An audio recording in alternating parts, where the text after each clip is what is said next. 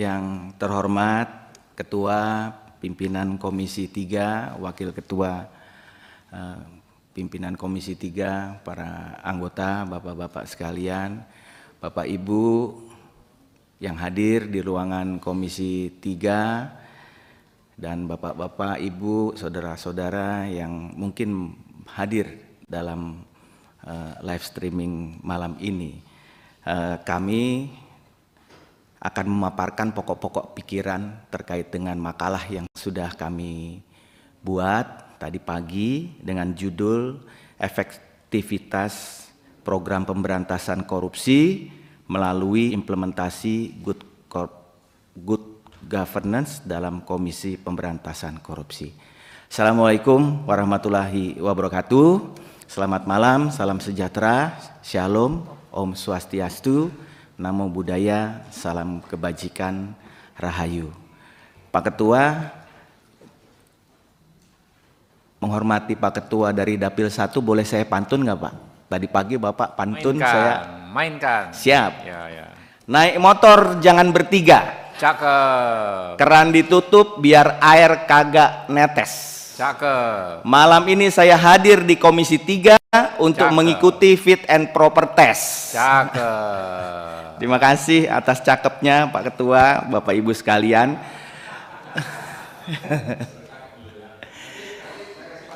Ya, terima kasih Pak. Pak Ketua, ini pokok-pokok pikiran yang saya ingin sampaikan ada sekitar 4-5 halaman di sini.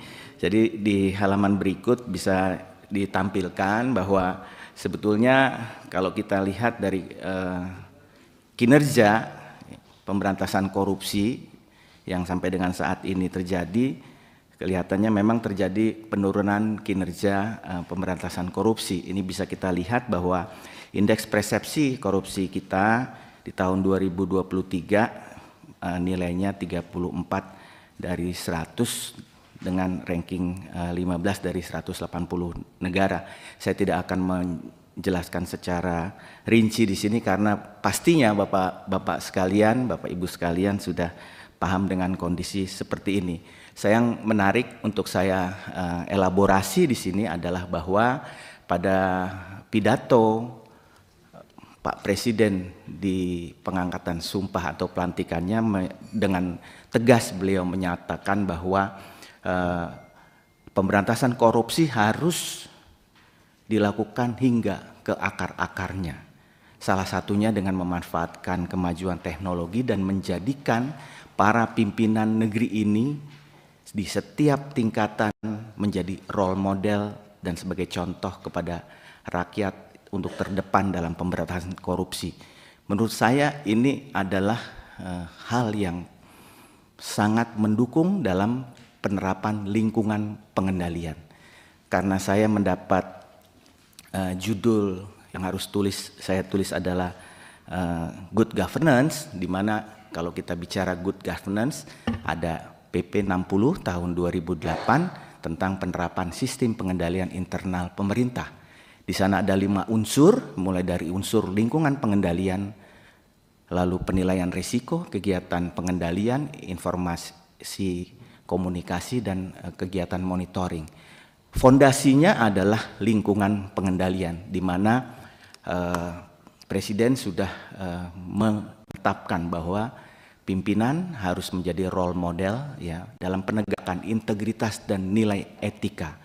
Ini merupakan komitmen yang sangat besar bagi kinerja pemberantasan korupsi ke depannya. Dan tentunya sama-sama kita ketahui bahwa itu ditampilkan dalam Asta Cita ke-7, di mana komitmen dalam rangka reformasi politik, hukum, birokrasi, serta memperkuat pencegahan dan pemberantasan korupsi. Dengan elaborasi ini saya merumuskan visi dan misi ketika saya nanti jika dipercaya memimpin KPK. Visi yang akan saya usung adalah menjadikan Komisi Pemberantasan Korupsi sebagai Center of Excellence dalam pemberantasan korupsi untuk meningkatkan good governance sektor publik dalam mewujudkan Indonesia yang bersih, berintegritas, berkeadilan sosial, dan mendorong kolaborasi global dalam upaya anti korupsi.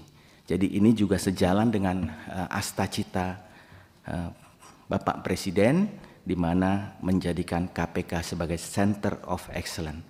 Tentunya dari visi ini saya merumuskan menjadi 4 misi, yaitu membangun budaya integritas dan transparansi di sektor publik, swasta, serta meningkatkan kesadaran dan partisipasi publik dalam pemberantasan korupsi. Yang kedua adalah meningkatkan kualitas tindakan pencegahan. Yang ketiga adalah mengembangkan inovasi teknologi dalam penindakan korupsi, diantaranya dengan mengembangkan model-model audit investigatif atau audit forensik. Yang keempat, memperkuat koordinasi, kolaborasi, sinergi dengan lembaga penegak hukum lain serta aparat pengawas internal pemerintah dalam memperkuat perlindungan pelapor dan penyidik. Tentunya dari visi misi ini saya harus lakukan elaborasi lebih jauh terkait dengan langkah-langkah yang akan kita lakukan. Dari misi pertama yang akan saya lakukan adalah peningkatan kualitas tata kelola pengelolaan keuangan melalui penerapan SPIP, Good Governance, Risk and Compliance. Ini sesuai dengan judul yang saya dapat adalah bagaimana melakukan implementasi Good Governance dalam penerapan pemberantasan korupsi. Lalu yang kedua adalah mendorong kementerian lembaga, Pemda, BUMN, BUMD untuk membuka ruang kepada publik dalam meningkatkan fungsi kontrol dan dalam penyelenggaraan pemerintahan dan pengelolaan keuangan. Dari misi yang pertama ini ada langkah yang harus kita lakukan, yaitu mengembangkan budaya integritas pada masing-masing kementerian lembaga, Pemda, yang akan menjadikan sebagai area intervensi monitoring Center for Prevention. Ini menurut saya penting, harus dilakukan, harus ada tolok ukur penilaian bagaimana menilai pengembangan budaya integritas di masing-masing kementerian lembaga. Di misi kedua, meningkatkan kualitas tindakan pencegahan. Tentunya ini meningkatkan kualitas LHKPN tidak hanya sebatas pada formalitas penyampaian. Saat ini dirasakan penyampaian LHKPN itu hanya formalitas ketika tanggal 31 Maret disampaikan, tetapi tidak isi kualitas penyampaiannya itu menjadi penilaian dalam hal kualitas apa yang dilaporkan. Nah, ini menurut saya suatu bahan atau bagian dalam melakukan pencegahan yang penting. Lalu mendorong terciptanya deteksi dini dengan menyiapkan tools aplikasi yang dapat dijadikan mekanisme kontrol dalam pengelolaan keuangan di daerah. Terutama di daerah kita masih belum mempunyai sistem informasi yang terintegrasi. Ya, ini juga nanti akan dikembangkan menjadi continuous audit, continuous monitoring. Jadi peran serta APIP di sana akan lebih terlihat, bisa mendeteksi dini jika terjadi penyimpangan-penyimpangan, mulai dari perencanaan, penganggaran, pelaksanaan, pelaporan, dan pertanggungjawaban. Lalu di langkah berikutnya adalah memasukkan pendidikan anti korupsi ke dalam kurikulum sekolah dan universitas untuk membentuk generasi yang berintegritas. Ini adalah masuk dalam tugas KPK menyelenggarakan pendidikan di berbagai jenjang. Di misi ketiga, mengembangkan inovasi teknologi dalam pemberantasan korupsi, tentunya kita harus melengkapi KPK dengan sarana prasarana yang modern, berbasis IT, dan peningkatan kompetensi SDM-nya dalam rangka peningkatan kualitas audit investigasi atau forensik. Yang kedua adalah pemberantasan korupsi seimbang antara pencegahan dan penindakan. Ini pun masuk dalam asta cita ke-7 Bapak Presiden.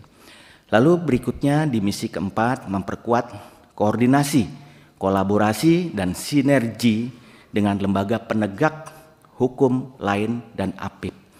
Saya rasa KPK tidak bisa berjalan sendiri dalam hal pemberantasan korupsi. kolaborasi, koordinasi, sinergitas ini penting dilakukan dengan lembaga penegak hukum lain dan pelibatan aparat pengawas internal pemerintah baik di tingkat kementerian lembaga maupun di tingkat inspektorat provinsi, kabupaten, kota. Quick win yang saya sampaikan di sini tentunya kita perlu untuk memperbaiki citra KPK dan kepercayaan publik. Belakangan ini banyak berita minor terkait dengan KPK dan ini saya rasa perlu dilakukan quick win dalam hal perbaikan citra KPK untuk menimbulkan kepercayaan publik. Yang pertama tentunya fokus itu yang perlu dijalankan. Lalu yang kedua adalah fokus dalam hal proses melakukan tindakan pemberantasan korupsi di sisi tindak pidana suap, gratifikasi, dan penyuapan. Kalau Bapak Ibu lihat di paparan tadi di halaman kedua, 65% ya tindak pidana korupsi yang terjadi adalah di suap dan gratifikasi. Untuk itu kami berpendapat kalau kita fokus di sana akan meningkatkan kualitas dari pemberantasan korupsi itu sendiri dan tentunya yang menjadi tujuan berikut adalah meningkatkan indeks-indeks yang tadi di awal masih rendah seperti indeks persepsi korupsi, indeks integritas nasional, dan indeks kepercayaan masyarakat. Lalu yang ketiga memperkuat implementasi SPIP, ya, sistem pengendalian internal pemerintah, risk management, tata kelola pemerintahan yang baik atau good governance pada seluruh tingkatan pemerintah baik pada level pusat, daerah, dan BUMN, BUMD.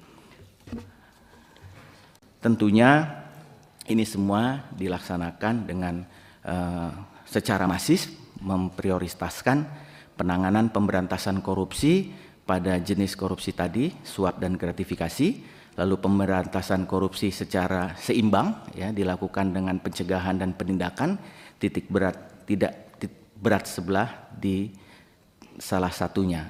Lalu menangani kasus-kasus korupsi berprofil tinggi, serius, tegas, dan cepat untuk menunjukkan komitmen KPK dalam pemberantasan korupsi. Yang selanjutnya adalah menghindari intervensi politik dalam proses hukum yang dilakukan oleh KPK. Yang terakhir memastikan bahwa seluruh anggota dan pegawai KPK bekerja secara profesional sesuai dengan etika kerja dan hukum yang berlaku. Ini merupakan untuk mendukung ya lingkungan pengendalian yang baik ada di KPK. Bapak Ibu sekalian, di slide berikutnya Bapak Ibu bisa saksikan komitmen kami Capim KPK dalam rangka meningkatkan kualitas pemberantasan korupsi. Kami menamakan di sini akronimnya adalah KPK Unggul. Ini sebetulnya merupakan akronim ya dari U-nya itu adalah utamakan peningkatan kualitas SDM. Peningkatan kualitas SDM tentunya memperkuat soliditas internal dan peningkatan kesejahteraan sumber daya KPK yang berintegritas sebagai fondasi utama untuk memastikan kinerja optimal dalam pemberantasan korupsi. Lalu N-nya itu adalah nilai edukasi anti korupsi, melaksanakan pendidikan kepada masyarakat dan kampanye anti korupsi secara berkelanjutan untuk membangun kesadaran publik, menciptakan budaya integritas di semua lapisan masyarakat. Lalu G-nya yang pertama adalah gelorakan implementasi tata kelola pemerintahan yang baik, mengoptimalkan tugas monitoring atas pelaksanaan program-program pemerintah yang tentunya sifatnya untuk mendorong peningkatan kualitas tata kelola keuangan negara melalui tadi penerapan SPIP, Risk Governance, Risk and Compliance, GRC, dalam siklus pengelolaan keuangan negara. Lalu G berikutnya adalah gunakan kemajuan inovasi dan teknologi dalam pemberantasan korupsi. Tentunya penggunaan modernisasi sarana prasarana IT diikuti dengan peningkatan kompetensi SDM dalam peningkatan kualitas audit investigasi atau forensik yang dilakukan oleh KPK. U-nya adalah utamakan partisipasi publik dalam pemberantasan korupsi. KPK tidak akan bisa berhasil melakukan kegiatan pemberantasan korupsi, baik itu pencegahan maupun penindakan, tanpa adanya partisipasi dari masyarakat.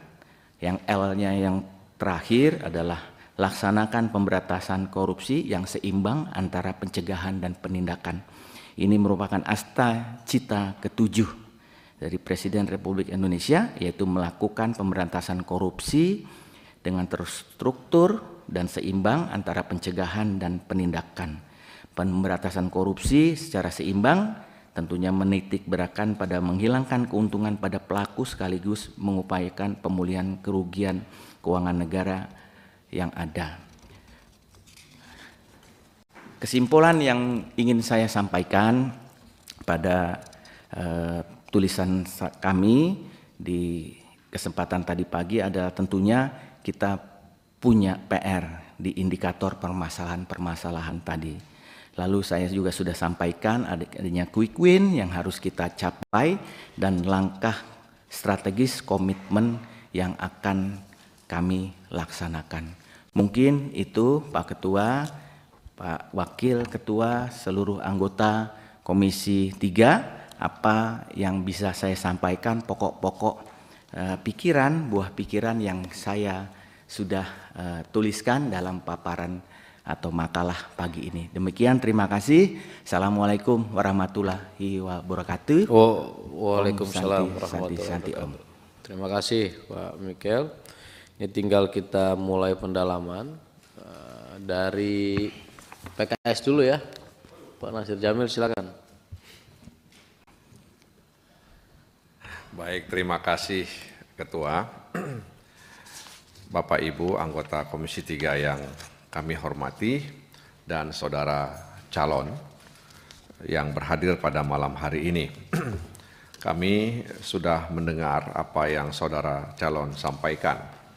Ingin menjadikan KPK sebagai Center of Excellency, ya, pusat keunggulan dalam pemberantasan korupsi untuk meningkatkan good governance di public sector.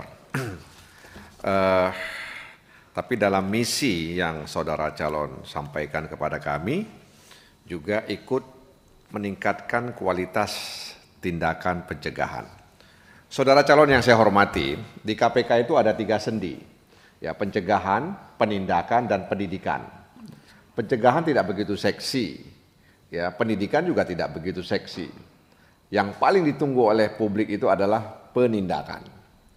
Apalagi saudara mencantumkan di sini bahwa KPK itu di tahun 2019 kepuasan publik mencapai angka 84%. Lalu merosot, ya, di tahun 2021 65%.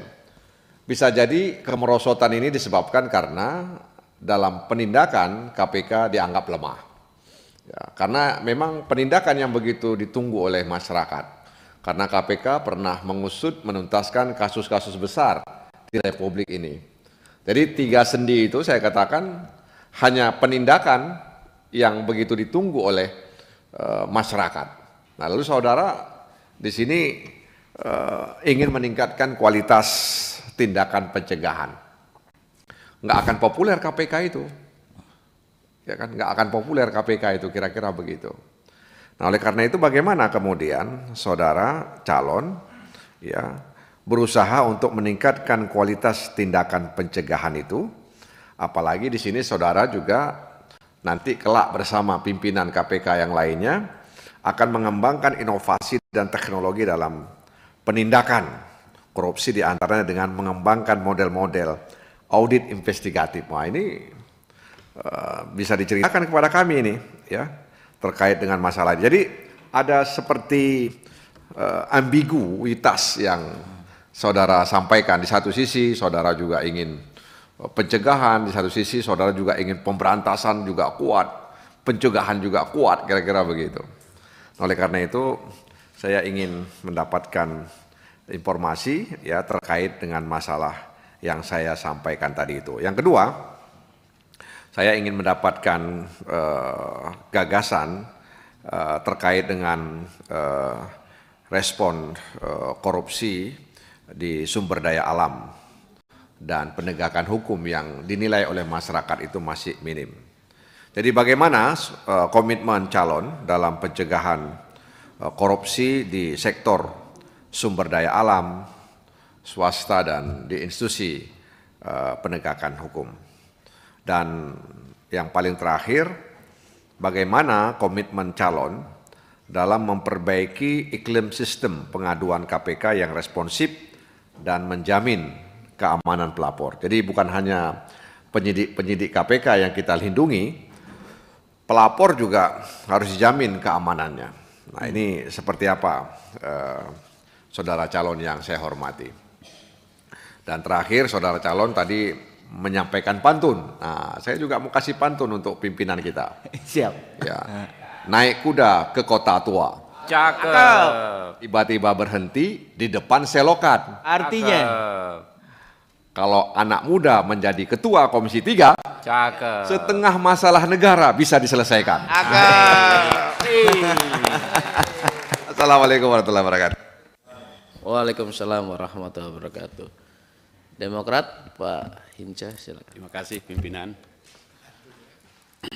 Saudara Michael Rolandi Cesnanta Brata. Namanya panjang, apalagi gelarnya? Gelarnya 1, 2, 3, 4, 5, 6, 7, 8. Bukan pantun. Iya. Saya panggil Pak Rolandi. Agak sedap manggil itu. Dari 10 nama yang dikirimkan, kelihatannya cuman Pak Rolandi yang berasal dari ibu kota negara sebelum pindah. DKI Jakarta.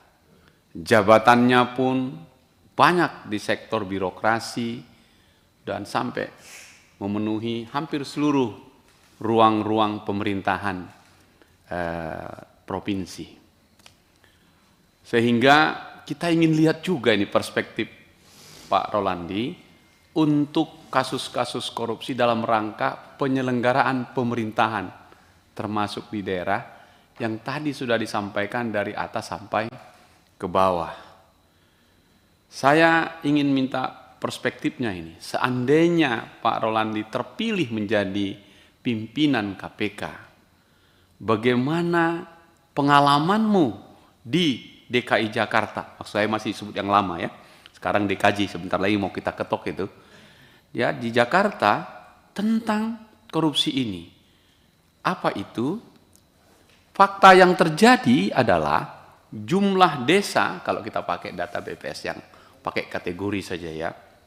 Jumlah desa itu ada 73.670. Kalau dibagi dua kategori mandiri dan belum mandiri, yang mandiri itu 5.559, belum mandiri 68.111. Kalau dibagi per kategori tertinggal dan tidak tertinggal, yang tertinggalnya masih ada 13.232, yang tidak tertinggal 60.438. Itu gambarannya. Sekarang apa hubungannya dengan korupsi? Karena pembangunan kita juga masuk sampai ke tingkat desa, justru yang paling menarik adalah anggaran negara yang digelontorkan ke dalam jumlah desa itu cukup besar. Tahun 2023 68 triliun. Lalu, tapi tahun 2022 kasus korupsi yang dicatat KPK 851 dengan 973 tersangka. Terlalu kecil dibandingkan 73.000 desa tadi memang. Tapi itu besar. Dan di kampung kami sana, desalah harapan kami membangun jalan dan seterusnya. Tapi pengetahuan tentang mengelola dana itu di tingkat desa tentu tidak sebaik Pak Rolandi kalau di DKI Jakarta. Nah, apakah juga pertanyaan saya, apakah Pak Rolandi ini mau penindakan di situ atau pencegahan gitu? Setujukah Bapak dengan saya? Jangan penindakan, tapi pencegahan. Pertanyaannya pencegahannya dengan pengalaman Pak Rolandi di DKI Jakarta, apa Pak pencegahannya itu? Karena pertama pengetahuannya belum semampu yang di atas, di daerah, di desa-desa, sekali dia ditangkap, taruh polis line, berhenti itu pembangunan di desa itu. Sia-sialah semua.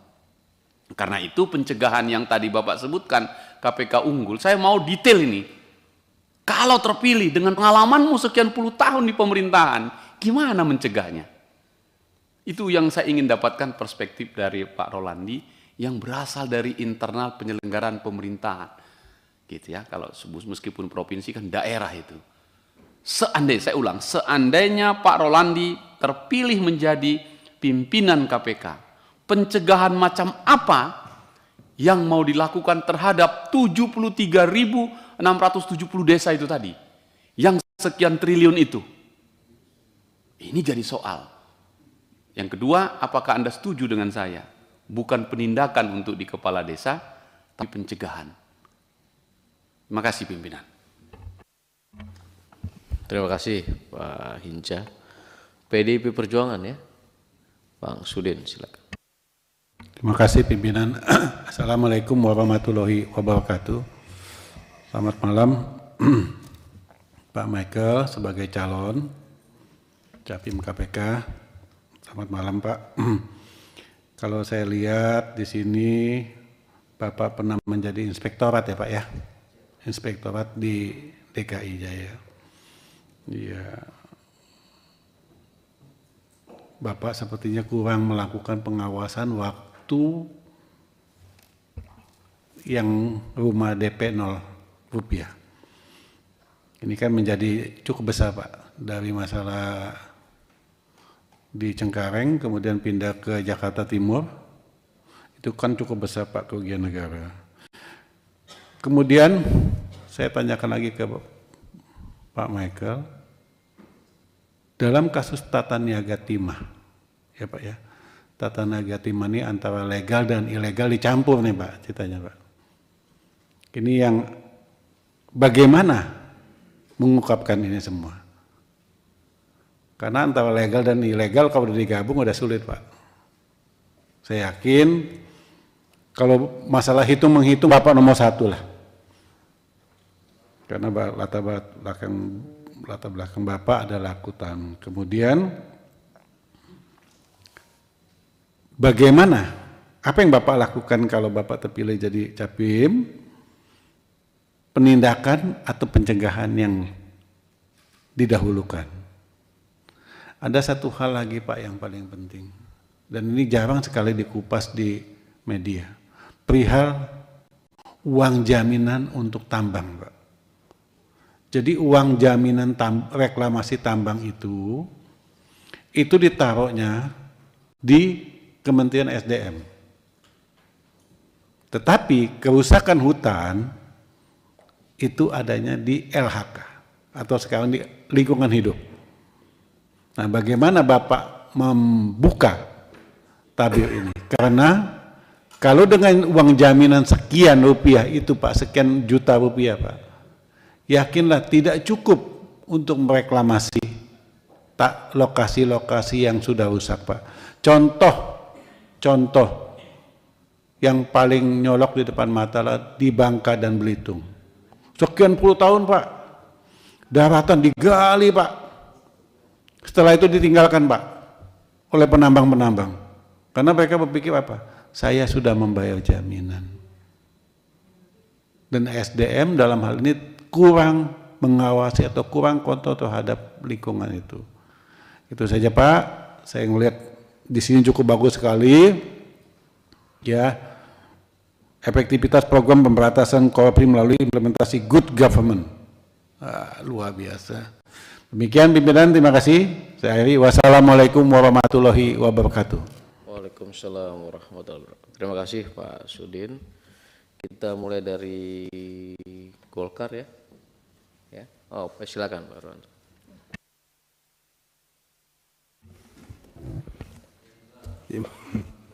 Masih bertahan Pak Ketua, insya Allah. Walaupun kucok juga ya, ku coba bertahan. Pak Michael, selamat malam. Beberapa rekan Pak Michael sudah juga hadir di situ. Ya, macam-macam inovasi yang dilakukan atau disampaikan ya.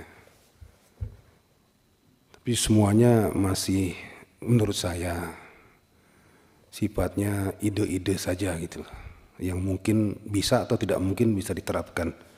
Walau alam. Tapi saya banyak belajar dari kenyataan di lapangan, Pak Michael. Saya pernah beli teh atau beli teh tarik di konter-konter kecil itu.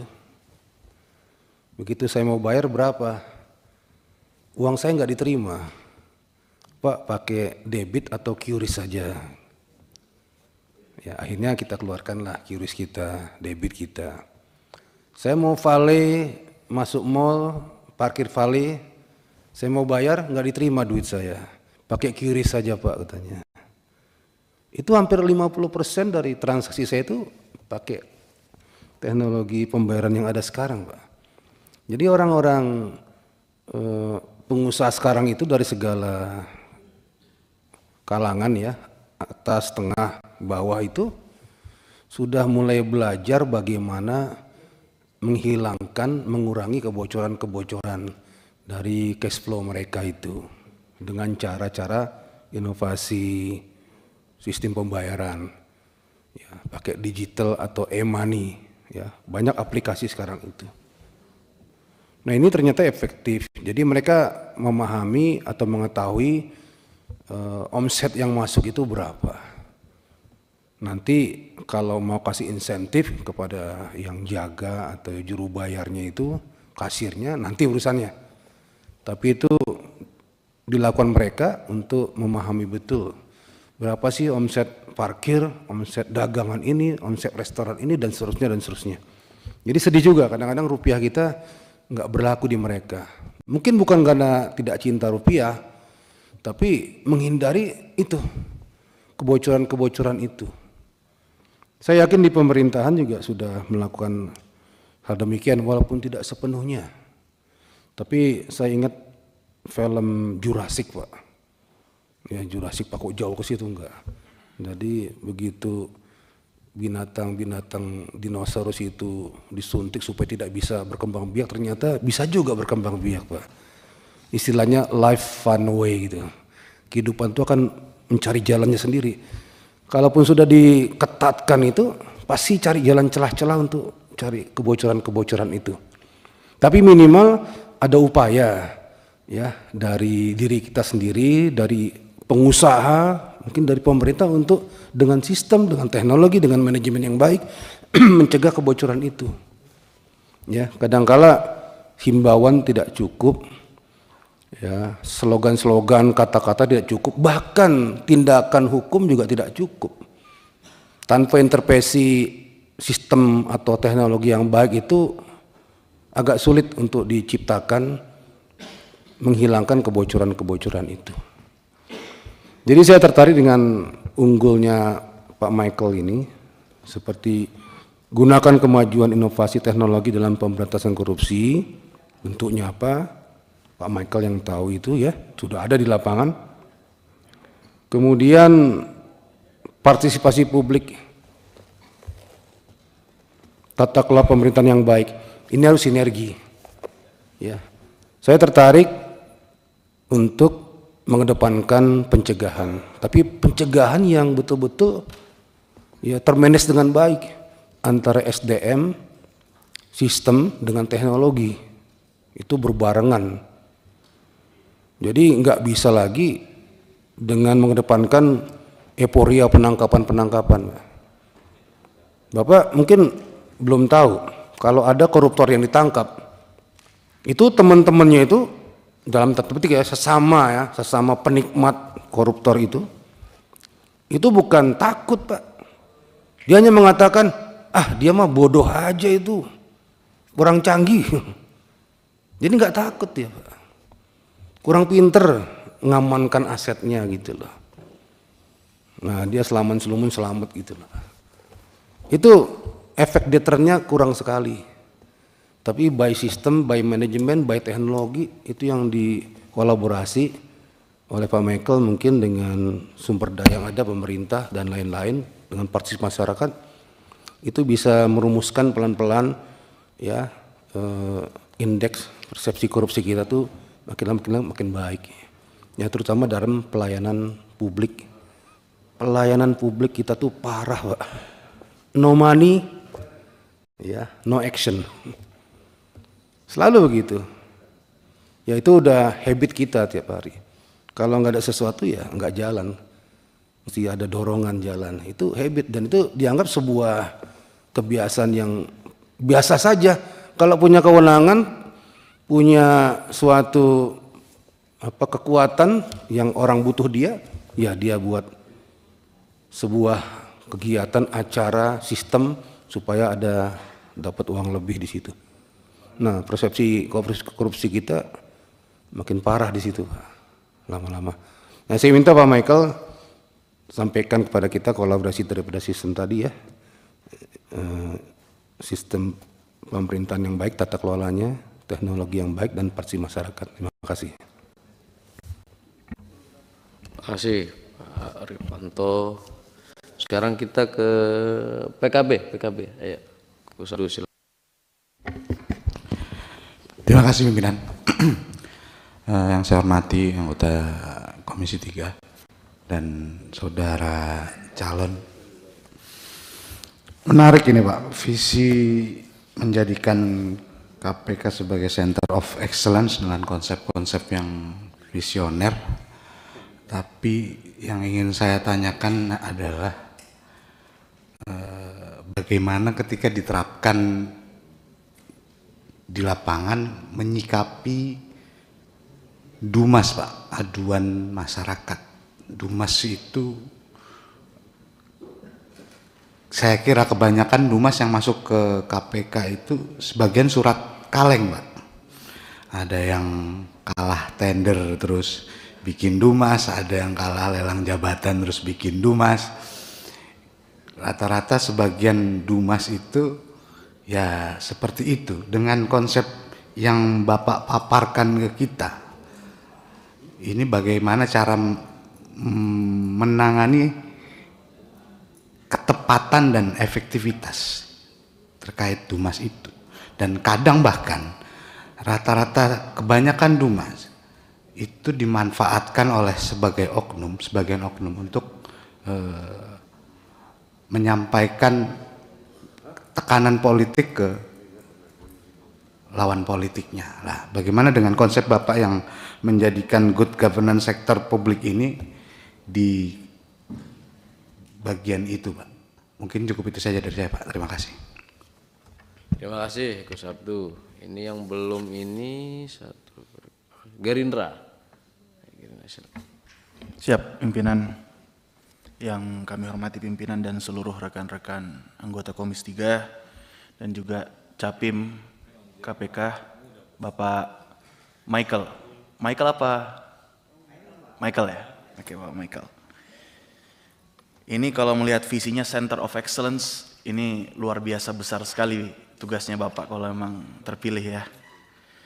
Dan dalam misi terdapat banyak sekali yang harus dikerjakan. Pertanyaan pertama, bagaimana Bapak memikirkan skala prioritas itu? Dalam bayangan Bapak ini skala prioritasnya seperti apa? Pencegahan dulu kah? Pendidikan dulu kah? Atau penanganan dulu? Tapi setelah Bapak memaparkan tentang quick win, kayaknya sudah tahu lah untuk jangka pendeknya mungkin penindakan dulu ya. Karena kita harus memperbaiki citra dan KPK ini yang di citra yang paling besar dampaknya adalah penindakan yang tegas. Gitu Bapak ya kayaknya ya.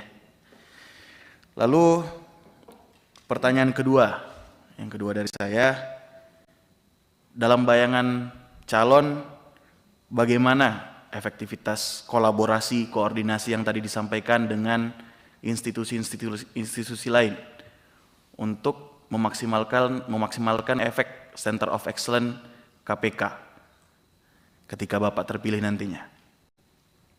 Dan yang terakhir, dalam kata-kata ini hebat ini, unggul bisa dijadikan sebuah akronim untuk sebuah misi yang besar ya. U yang kedua, utamakan partisipasi publik dan pemberantasan korupsi. Nah, seperti tadi yang disampaikan teman kami, bahwa Dumas ini kebanyakan kepentingan-kepentingan pribadi, Pak. Bagaimana dalam bayangan Bapak, partisipasi publik ini yang seperti apa yang efisien, supaya KPK ini kerjanya sesuai dengan jalurnya. Ya, mungkin itu Pak, tugas Bapak akan banyak sekali kalau terpilih, karena visinya sangat besar, misinya sangat besar. Ya, terima kasih. Ya, terima kasih. Sekarang Nasdem ya, Nasdem, silakan Nasdem. Terima kasih pimpinan. Assalamualaikum warahmatullahi wabarakatuh. Pak Mikael Rolandi Jesnanta Brata. Beliau adalah, kalau tidak salah, auditor. Kalau tadi kita sudah mendengarkan paparan dari mantan polisi dan jaksa, malam ini auditor. Tentu beliau ini nanti kalau seandainya beliau terpilih ini, saya kira akan fokus pada pencegahan, bukan penindakan.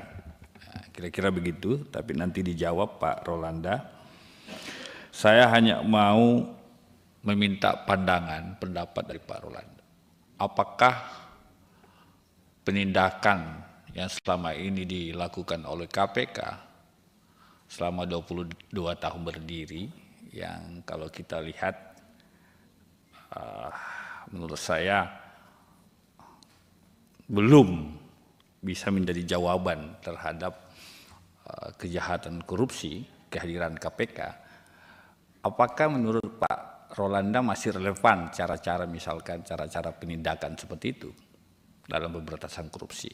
Ataukah misalkan Pak Rolanda, kehadiran KPK ini lebih baik diarahkan pada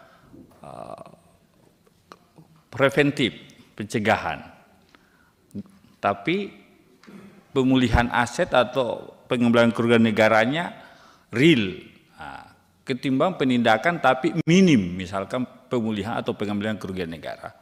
Nah, ini mohon ditanggapi Pak Rolanda. Yang kedua, menurut Pak Rolanda, 5 tahun terakhir ini kan KPK dipandang kepercayaan masyarakat menurun lah, kita harus akui.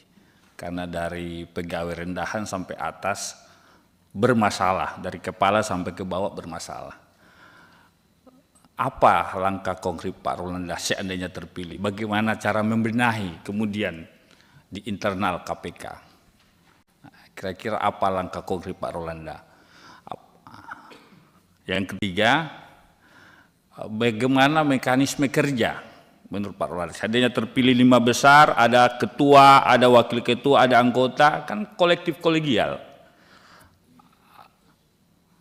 Apakah Pak Rolanda mendukung kalau ada pimpinan yang wamenso misalkan, atau bagaimana? Sehingga ini mengganggu kerja-kerja secara kelembagaan. Mohon tanggapan Pak Rolanda. Yang terakhir, di momen ini, Pak Rolanda kalau tidak salah pernah juga dipanggil sebagai saksi kalau tidak salah. Ya, di kasus ya, namanya saksi ya. Anda tentu punya pengalaman masuk di situ.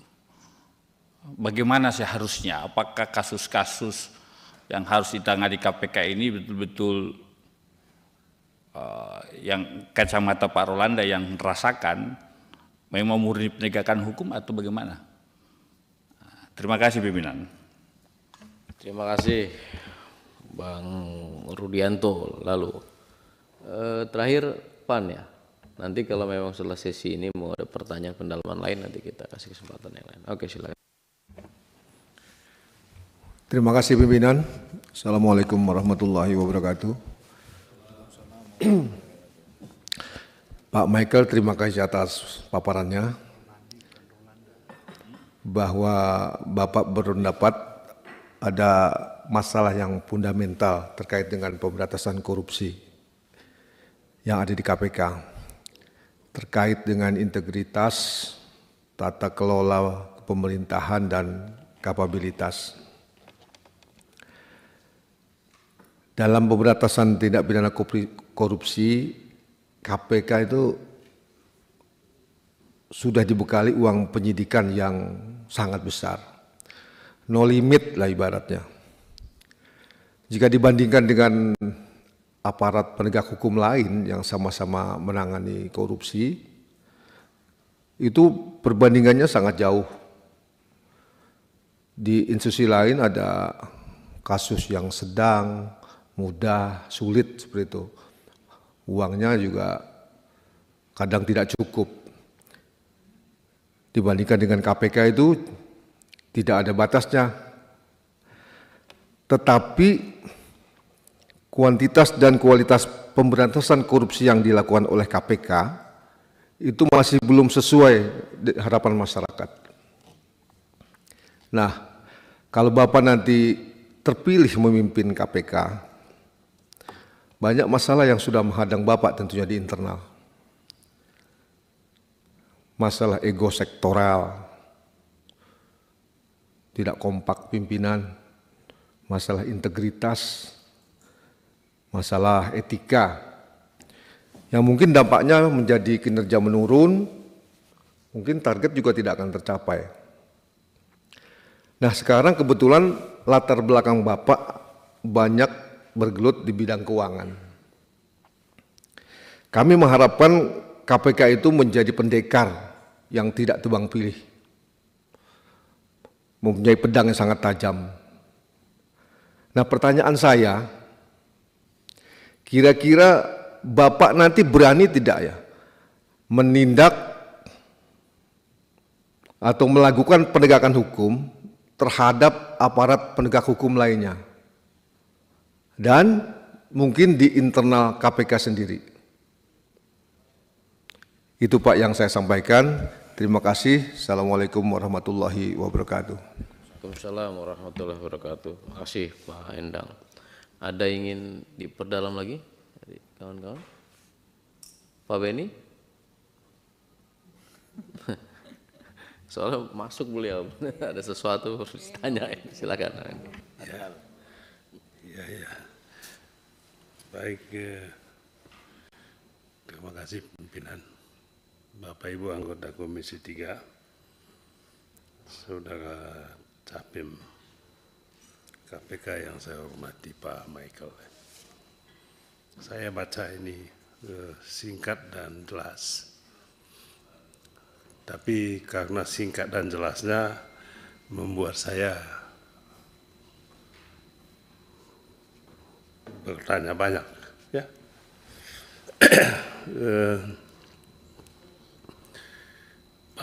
Pak Michael mengambil kesimpulan bahwa skor rendah, kepercayaan publik kepada KPK rendah karena faktor integritas, tata kelola pemerintahan, dan kapabilitas kelembagaan KPK.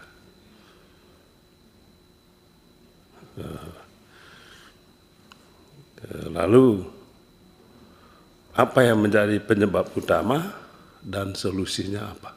Ya Pak ya, itu rumusan masalah dan solusi yang ditawarkan oleh Pak Michael.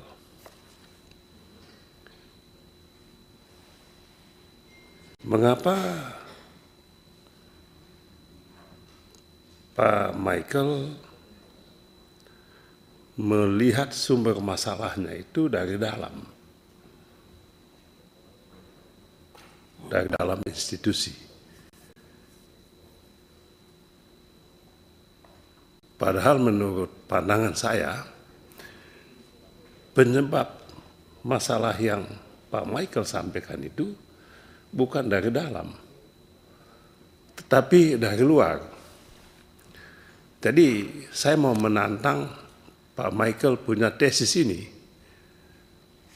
tesis menurut saya tesis sesat ini. Tesis sesat. Kerusakan KPK itu bukan karena tata kelolanya ini, tapi karena apa? Mengapa faktor undang-undang KPK? Revisi undang-undang KPK yang menempatkan KPK itu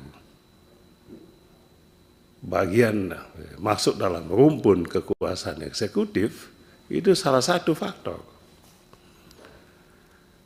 Faktor yang kedua adalah undang-undang KPK yang tidak memposisikan penyidik dan penuntut KPK itu sebagai penyidik dan penuntut independen. Masih ingat dulu janji Presiden Jokowi 2014.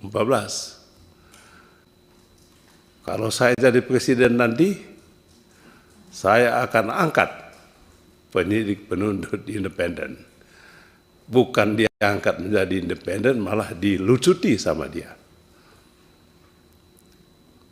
Undang-undang KPK. Yang kedua, Undang-undang KPK juga yang menempatkan pegawai di KPK itu adalah PNS. Ya, status kepegawaian. Jadi, saya mau balikkan itu tadi. Mau nantang Pak Michael punya tesis tadi. Bukan integritas. Bukan kekompakan. Bukan tidak adanya kekompakan di dalam, akibatnya itu tidak. Dibuat supaya tidak kompak. Yang membuatnya itu siapa? Itu yang harus ditemukan. Jadi, rumusan masalah yang Pak Michael sampaikan itu dengan tesis yang disampaikan itu tadi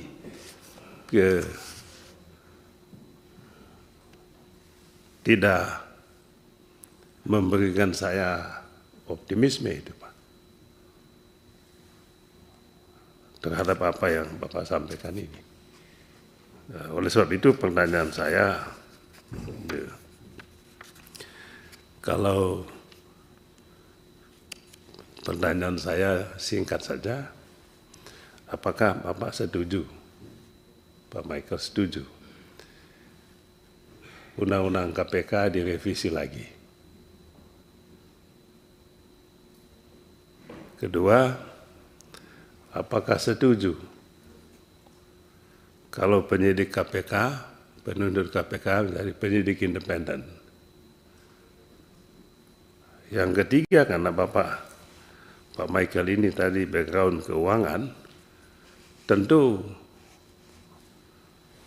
pertanyaannya, Pak Michael setuju nggak dengan undang-undang perampasan aset?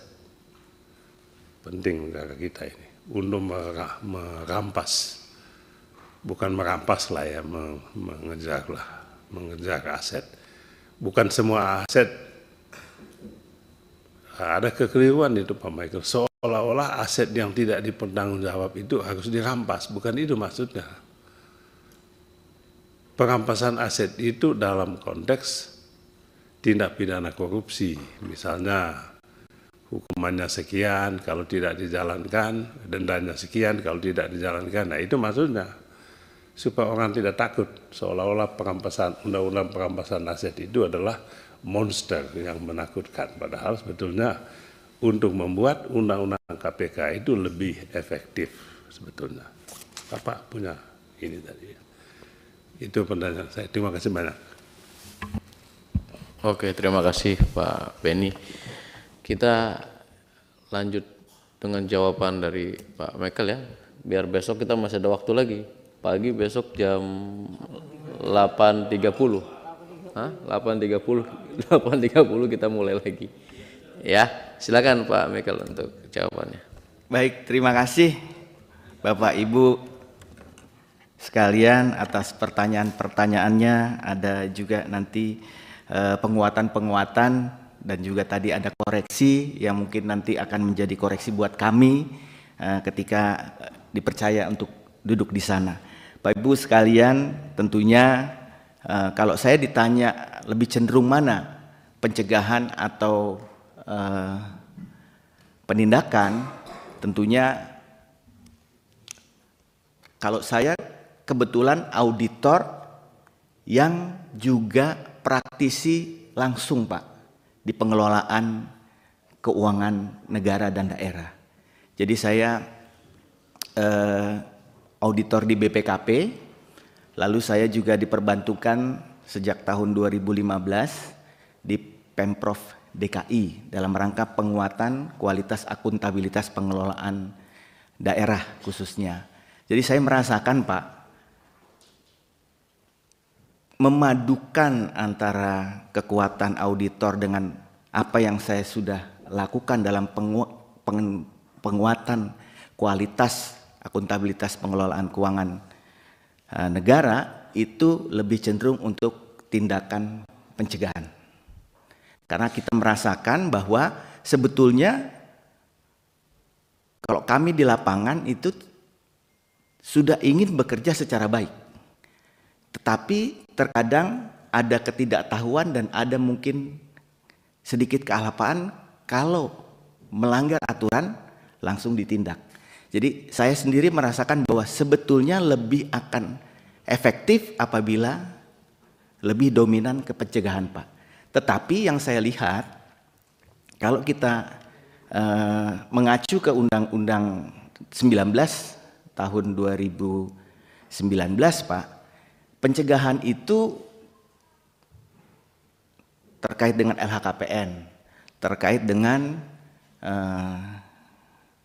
pelaporan gratifikasi, lalu penyelenggaraan pendidikan dan sebagainya. Kalau kami menginginkan sebetulnya ada hal pencegahan itu sebelum terjadinya korupsi. Jadi jangan orang itu sudah terlanjur korupsi baru ditindak. Tetapi sebelum sampai ke arah pencegahan korupsi itu sudah dihentikan. Nah ini mungkin sesuatu yang menurut pemahaman saya perlu dicarikan jalannya. Karena kalau sampai terlanjur terjadi korupsi itu pasti sudah ada kerugian negaranya dan akan menjadi PR untuk pemulihannya. Tetapi kalau dicegah terlebih dahulu mungkin itu akan lebih efektif dalam rangka penyelamatan keuangan daerah atau keuangan negaranya. Tentunya berbasis atau berlatar belakang auditor dan yang kami ketahui terkait dengan implementasi sistem pengendalian internal pemerintah, good governance, lalu ada GRC, governance risk and control, itu adalah lebih melakukan tindakan preventif untuk dilakukan pencegahan. Namun demikian Bapak Ibu sekalian, kalau Bapak Ibu sekalian perhatikan pada slide saya yang gambar di strategi dalam mewujudkan visi KPK, itu bisa dilihat bahwa strateginya adalah pertama terkait dengan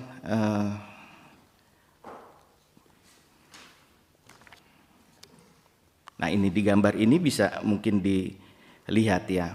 Di sini saya ngambil juga dari sebetulnya dari KPK Pak. Di bulatan yang 4 itu don't want to corrupt, ini education. Kita melakukan sosialisasi anti korupsi, melakukan kegiatan pencegahan di sana.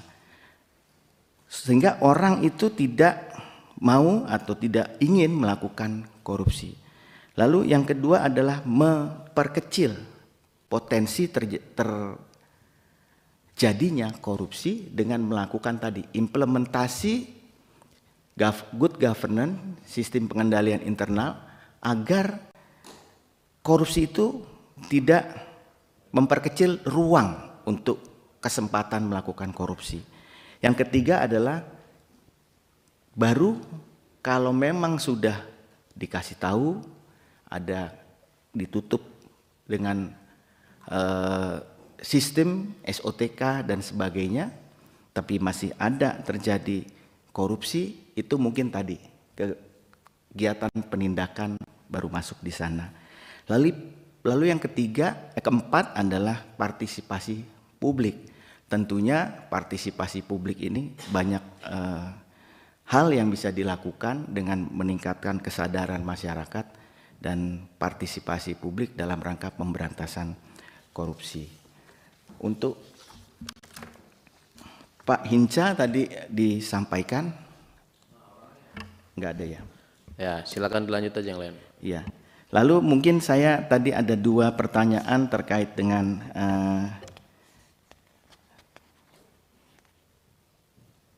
DP 0% ketika saya dijadikan saksi di persidangan kasus Munjul. Jadi kalau boleh saya sampaikan kepada Bapak Ibu sekalian, juga mungkin ada di beberapa kesempatan pemberitaan terkait dengan kasus ini. Sebenarnya kasus Munjul itu, saya waktu itu ditanya terkait dengan posisi saya di inspektorat. Ketika terjadi kasus Munjul itu di 2019 dan Pergub terkait dengan penugasan Saranajaya untuk menjadi perusahaan daerah yang diberikan penugasan untuk bank tanah di sana, itu terbitnya di 2019. Kenapa saya ditanya waktu itu oleh jaksa penuntut tidak melakukan pemeriksaan di Saranajaya sehingga kasus itu terjadi? Sebetulnya klarifikasinya adalah bahwa kami di inspektorat atau di aparat pengawas internal pemerintah bekerja dan menyusun perencanaan program kerja pengawasan tahunan itu sudah 1 tahun sebelumnya di 2018. Jadi secara program kerja tahunan memang waktu itu tidak masuk untuk masuk ke Saranajaya. Tetapi tentunya kejadian itu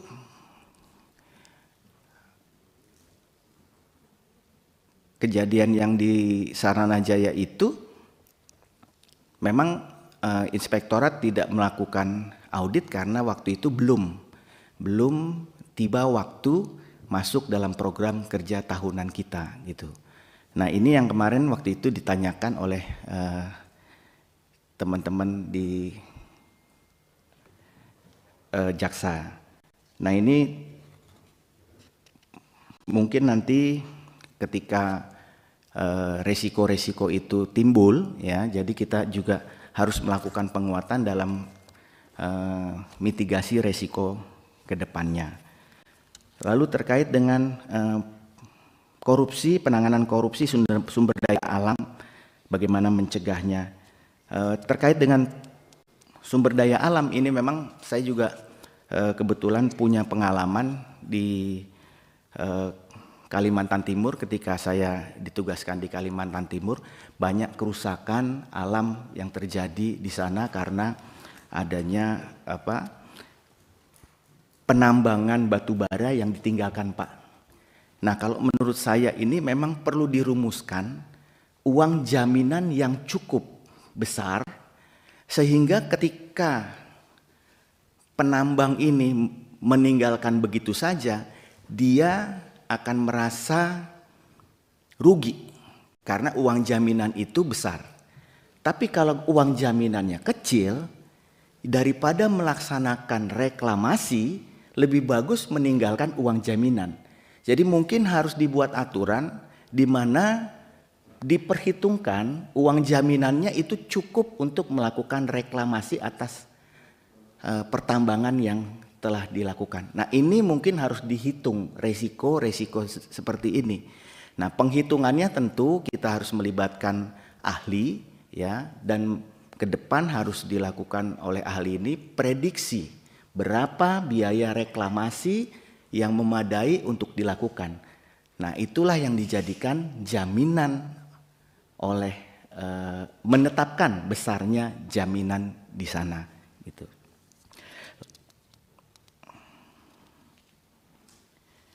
Lalu terkait dengan Pak Rikwanto yang tadi juga menanyakan bahwa bagaimana dengan penerapan teknologi dalam hal pembayaran. Menurut saya ini Pak, pengembangan inovasi teknologi dalam hal pembayaran ini perlu dilakukan secara masif untuk transaksi-transaksi yang melibatkan keuangan negara, baik itu di APBN dan APBD. Sekarang kita mengenal yang namanya kartu kredit pemerintah Pak, KKPD, ada di daerah. Ini juga salah satunya adalah dalam rangka lebih membuat akuntabel dari sisi pertanggungjawaban penggunaan anggaran dan pembayaran. Di DKI sendiri Bapak Ibu sekalian, kami mulai 2015 waktu itu mulai mengimplementasikan cashless. Kalau Bapak Ibu waktu itu masih ingat, diimplementasikan teknologi melalui penerapan teknologi cashless, pembayaran melalui semua bank Pak Rikwanto itu lebih terkendali. Kalau terjadi adanya penyelewengan di sana, lebih cepat untuk mengetahui. Dan itu beberapa kasus kita juga dapat dan lebih cepat untuk melakukan pencegahan, tidak lebih membesar kerugiannya. Ini menurut saya penerapan di sektor publik, ya, di sektor publik ini akan meningkatkan tadi. Biasanya kalau dulu mungkin gitu ya ada kembalian receh gitu Pak, diambil. Dengan tadi kalau kita menggunakan teknologi pembayaran berbasis teknologi perbankan tadi, Rp1 pun angka yang kita bayar sesuai dengan apa yang ditagih. Dan saya rasa ini adalah hal baik ya, praktik baik yang perlu dikembangkan. Lalu bagaimana meningkatkan pelayanan publik? Nah ini mungkin juga harus dikaitkan Pak. Menurut pengalaman saya gitu ya, ketika menerapkan suatu hal untuk perbaikan, itu dengan menerapkan KPI dan dikaitkan dengan remunerasi. Ketika dia memberikan pelayanan yang baik, mendapatkan poin tinggi, maka dia harus diberikan penghargaan. Tetapi sebaliknya, apabila pelayanannya tidak baik dan skornya rendah, mungkin juga harus ada mempengaruhi remunerasi yang diperoleh. Nah ini juga hal yang kita harus susun ya, strategi dalam rangka peningkatan kualitas pelayanan publik mengkaitkan dengan remunerasi sehingga ada keinginan untuk terus berbuat baik.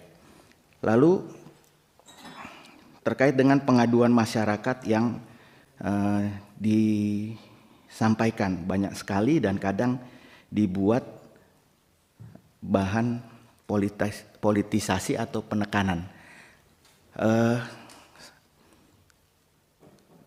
Saya merasakan juga Pak selaku praktisi ketika dijadikan terlapor gitu, yang dipanggil adalah yang dilaporin dulu Pak.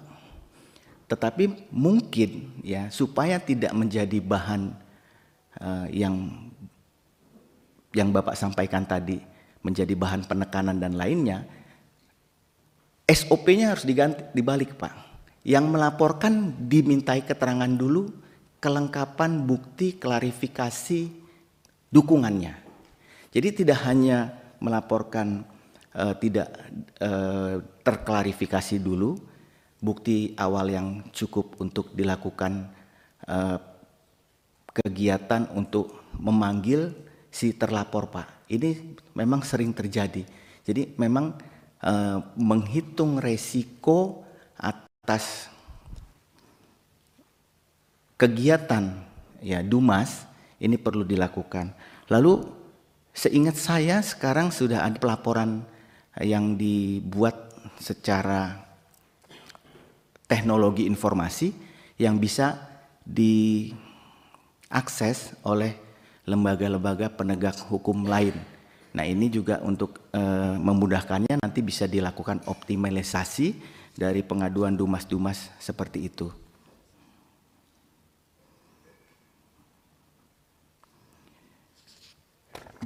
Lalu dari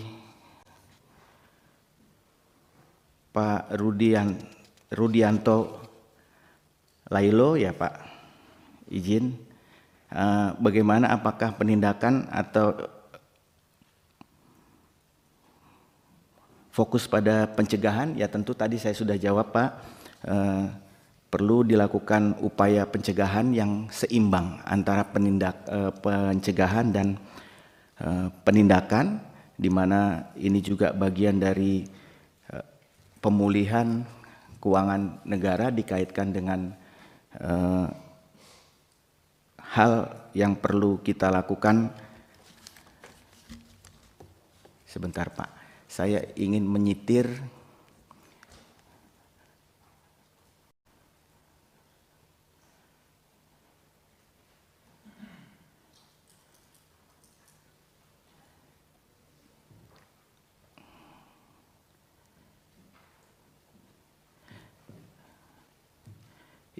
ya tentunya dengan melakukan pencegahan Pak, kita bisa membuat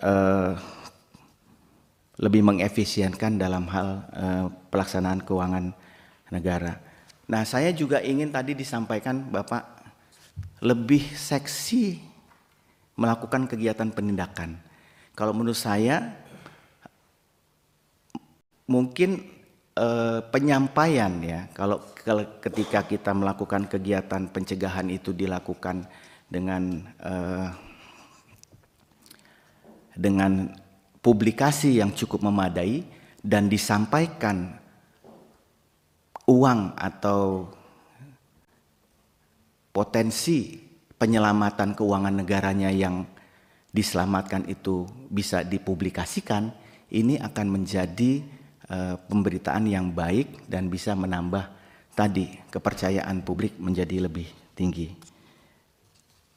Pak Beni Kaharman yang terhormat, ya Pak, tentunya terkait dengan setujukah Undang-Undang KPK untuk direvisi kembali.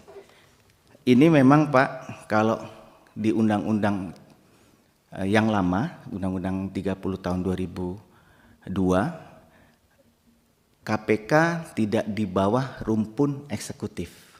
KPK bisa menjadi pilar keempat ya Pak dalam hal ketatanegaraan.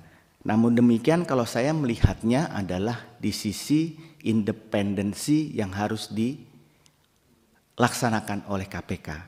Ketika KPK sekarang dalam rumpun eksekutif, itu secara kelembagaannya dia independensinya ada di rumpun eksekutif. Tetapi independensi secara fungsional dia seharusnya bebas. Bebas dalam hal tetap independen untuk melakukan kegiatan-kegiatan pelaksanaan tugas dan fungsinya Pak. Jadi saya rasa dengan adanya ruang di sana untuk KPK bisa melakukan independensinya, dia sudah cukup untuk melakukan kegiatannya. Hanya yang ingin tadi disampaikan oleh Pak Beni juga bahwa penyidik-penyidik ini memang harus bersikap independen Pak. Dari manapun instansinya sebetulnya dia dalam hal kegiatan penyelidikan, penyidikan itu harus mempunyai sikap independen. Nah, terkait dengan undang-undang perampasan aset, tentunya jika sudah cukup infrastruktur untuk melakukannya Pak, saya setuju untuk diterapkan dan tepat yang tadi Bapak sampaikan bahwa undang-undang perampasan aset ini tidak hantam kromo juga Pak. Jadi harus dikaitkan dengan tindak pidananya, korupsinya gitu.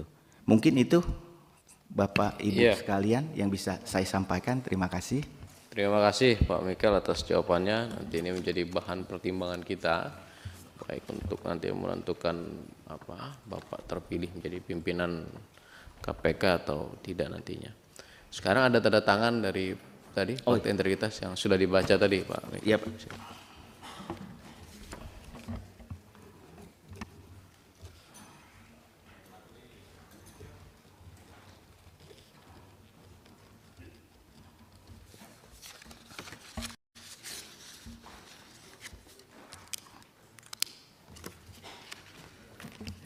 Sudah Pak? Sudah, terima kasih Pak. Boleh naik lagi. Pimpinan dan anggota Komisi 3 yang saya hormati, selesai sudah kegiatan kita. Maka hari ini, rapat ini kita skor ya. Kita skor sampai,